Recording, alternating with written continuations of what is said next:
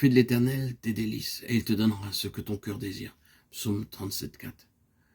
La joie que nous recevons à la nouvelle naissance et qui se multiplie alors que nous vivons dans la présence du Seigneur, se fortifie lorsque nous trouvons notre satisfaction dans le Seigneur, en oubliant complètement tout autre désir, que ce soit le désir de manger ou de boire, d'avoir des amis, de l'avancement ou un nom, ou même celui d'être expert dans la connaissance de la Bible.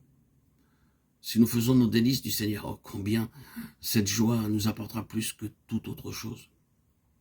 Notre Seigneur n'est-il pas le premier, le plus beau parmi tous? Sa gloire ne se flétrit pas. Ayons donc le désir de voir sa gloire toujours davantage. Non pas ce qu'il nous donne, mais ce qu'il est en lui-même. Non pas parce qu'il guérit nos corps ou qu'il répond à nos prières, mais parce que nous avons aperçu la gloire de son aimable visage. C'est ce qui remplit nos cœurs de joie. C'est mes délices, ô mon Dieu, de faire ce qui est ton bon plaisir. Psaume 48.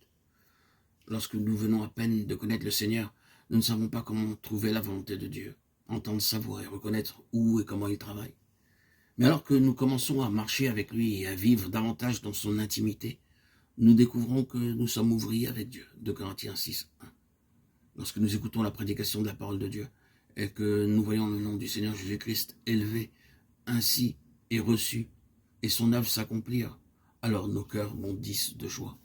Lorsque le Seigneur est notre plaisir, son nom, sa bonté et sa gloire sont notre joie débordante et nous aspirons à connaître et à faire sa volonté.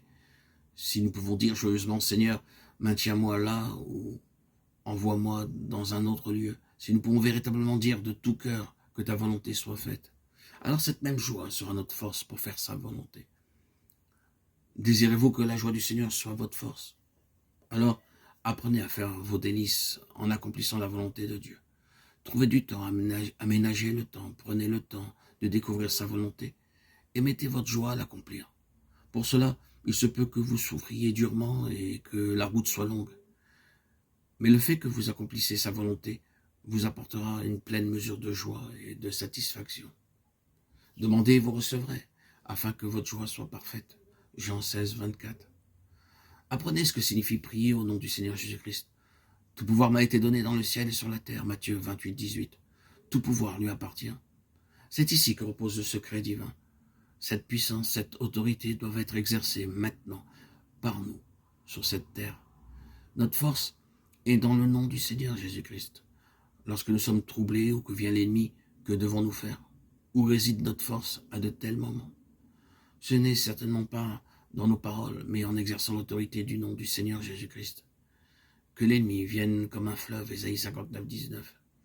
Qu'il s'avance comme un lion rugissant, 1 Pierre 5, 8.